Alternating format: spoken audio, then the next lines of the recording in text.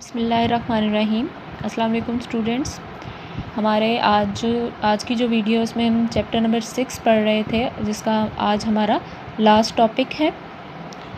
आज हम क्या पढ़ने जा रहे हैं? Pollution from combustion. अब कंबशन क्या है? जो फॉसिल फ्यूल्स हैं लाइक पेट्रोल, डीज़ल, कोल यानी कोयला, इनका जो बर्निंग का प्रोसेस है उसको हम क्या कहते हैं? कंबशन। अब कंबशन की जो प्रॉपर डेफिनेशन है वो पहले पैराग्राफ की फर्स्ट लाइन में ही एक्सप्लेन की गई है कि combustion reaction produce heat energy. ऐसा रिएक्शन जिसमें कौन सी एनर्जी प्रोड्यूस होती है? Heat energy.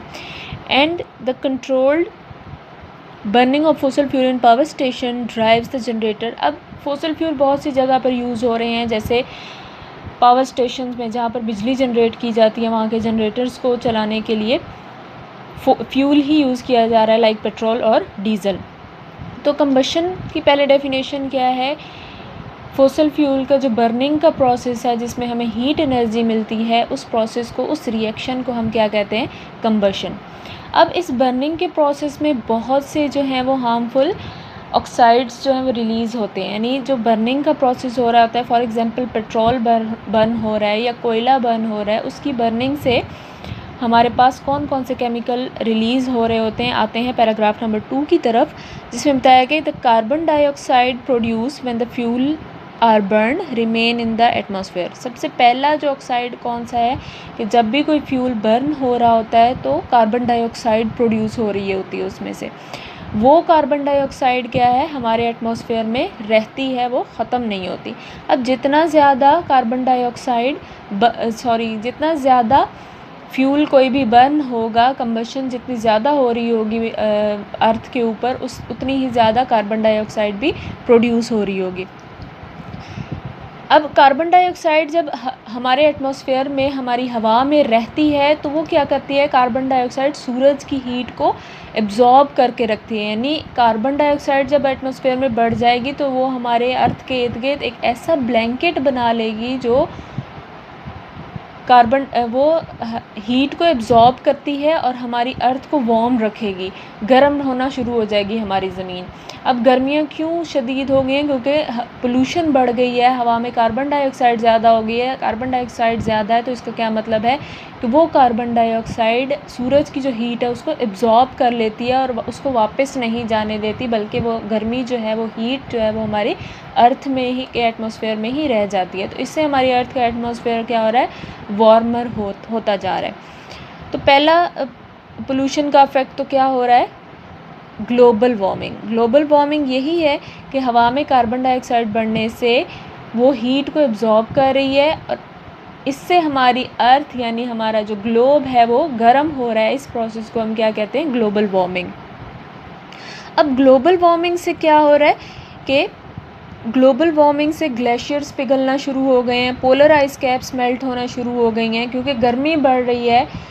ग्लेशियर्स जो होंगे या जो पोलर आइस कैप्स हैं, वहाँ पे जो भी बर्फ़ है वो पिघलना शुरू होती है। जब वो बर्फ़ पिघल कर सी लेवल पर आती है, सी में जाती है, तो इससे क्या होता है? सी लेवल भी रेज़ होना शुरू हो जाता है। और सी लेवल इतना रेज़ हो जाता है कि फिर फ्लड्स आने का भी ख़दशा हो जाता है।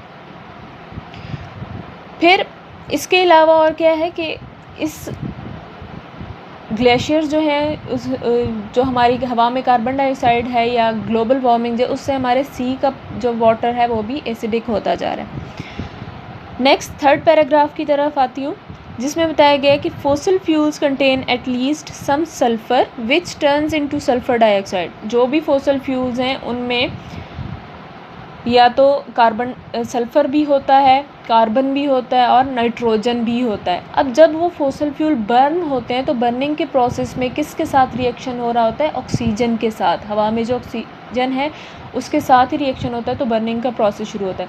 तो फॉसिल फ्यूल में जो सल्फ़र है या जो नाइट्रोजन है वो बर्निंग के बाद किस में चेंज हो जाएगा? सल्फ़र डाइऑक्साइड में और ऑक्साइड्स ऑफ नाइट्रोजन में चेंज हो जाएगा। ठीक है, ये दोनों ही ऑक्साइड्स क्या हैं?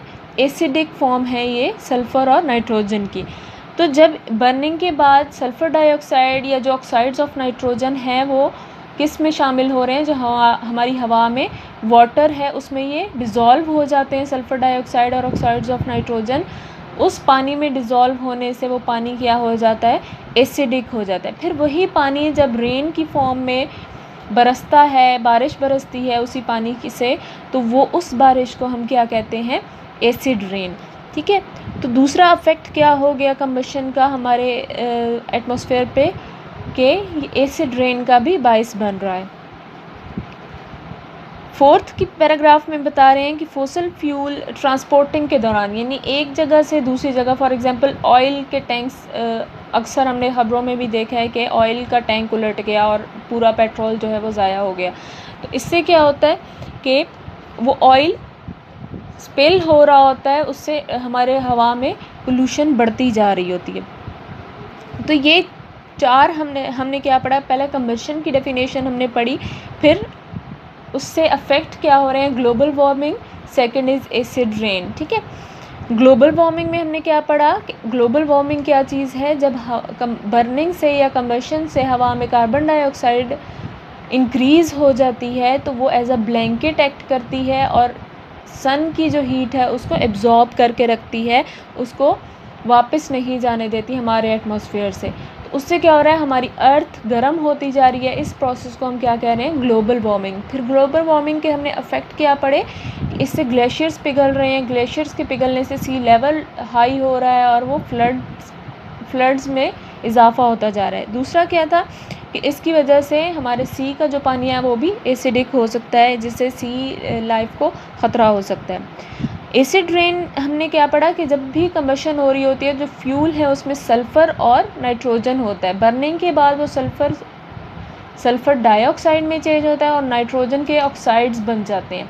ये दोनों ही केमिकल्स क्या हैं, एसिडिक हैं। जब ये केमिकल्स हवा के पानी, हमारे एटमॉस्फेयर में जो पानी है उसके साथ कंबाइन होते हैं तो क्या बना देते हैं, एसिड रेन। और एसिड रेन के इफ़ेक्ट क्या हैं, इससे क्या होता है, ट्री किल होना, यानी प्लांटेशन को ये बहुत ख़तरा, जिन इलाकों में एसिड रेन होती है वहाँ के प्लांट्स बर्न हो जाते हैं एसिड की वजह से।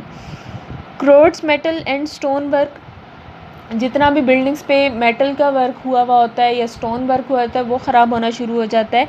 इसके अलावा जब यही बारिश का पानी, एसिड रेन का पानी दरियाओं में या समंदर में जाता है तो वहाँ के पौधों को और एनिमल्स को भी किल करता है।